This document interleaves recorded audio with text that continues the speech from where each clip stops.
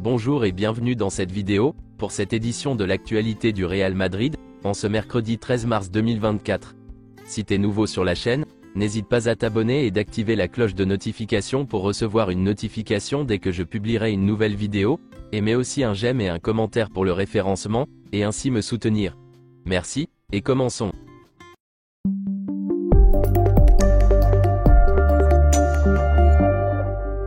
Après avoir battu le Celta Vigo au Santiago Bernabéu, le leader de la Liga a retrouvé le chemin de l'entraînement à la Ciudad Real Madrid hier. L'équipe prépare la rencontre face à Osasuna, correspondant à la 29e journée de championnat, qui se disputera au Stade El Sadar le samedi. L'effectif a commencé par un échauffement articulaire sur la pelouse. Après quoi, les joueurs ont réalisé des exercices de possession du ballon et de tactique. Ils ont ensuite disputé un match sur un terrain aux dimensions réduites, et ont terminé par de la course. Courtois, Militao et Alaba ont poursuivi leur processus de récupération. Selon Marca, les maillots du Real Madrid pour la saison prochaine ont déjà été choisis. Le premier maillot sera blanc, le maillot extérieur sera orange, et le troisième maillot sera marron.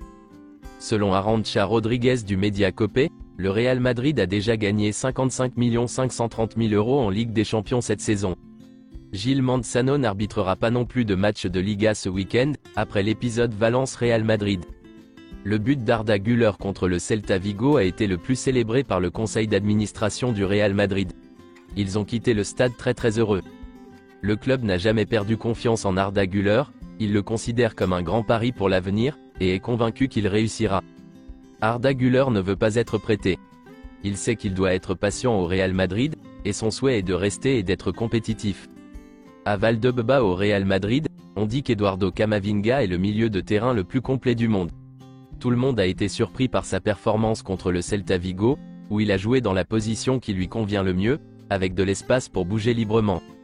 Camavinga a semblé plus à l'aise en l'absence de Tchouaméni et de Kroos sur le terrain, et il y a maintenant un débat sur qui devrait jouer dans ce rôle. C'est confirmé, Brahim Diaz choisit de jouer pour le Maroc plutôt que pour l'Espagne.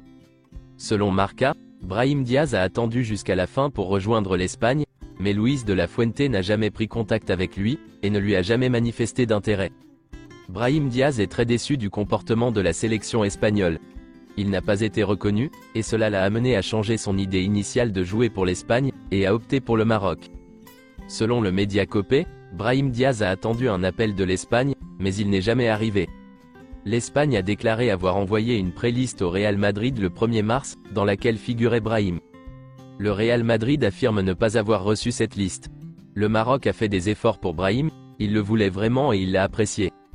Voici une déclaration de Munir Mohamedi, gardien de but de l'équipe nationale du Maroc. Nous sommes très heureux car Brahim est un grand joueur, et il est normal qu'il y ait autant de bruit. Je ne suis pas surpris qu'il nous ait choisis, nous sommes demi-finalistes de la Coupe du Monde. Selon certaines sources, la saison prochaine, le tirage au sort de la Ligue des Champions sera effectué par un ordinateur. Les clubs seront d'abord tirés au sort manuellement, puis un ordinateur prendra le relais et sélectionnera leurs 8 adversaires pour le championnat à 36 équipes. Selon The Athletic, l'entourage de Rodrigo souligne qu'il ne joue pas à son poste naturel d'ailier gauche, et qu'il a dû s'adapter au flanc droit pour le bien de l'équipe, ce qui a nui à ses buts. Ils affirment également que quoi qu'en disent ces chiffres, il est toujours présent les soirées importantes. Ceux qui connaissent Rodrigo savent que son seul objectif est de devenir une légende du Real Madrid. Et quand on voit à quel point le 11 potentiel du Real Madrid de la saison prochaine semble cool, il ne veut manquer ça pour rien au monde.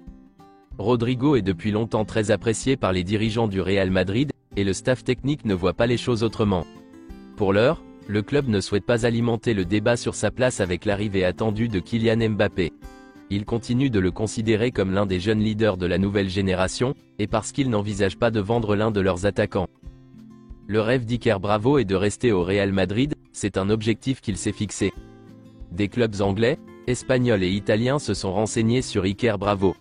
S'il ne reste pas au Real Madrid, il préfère jouer pour un club de première division.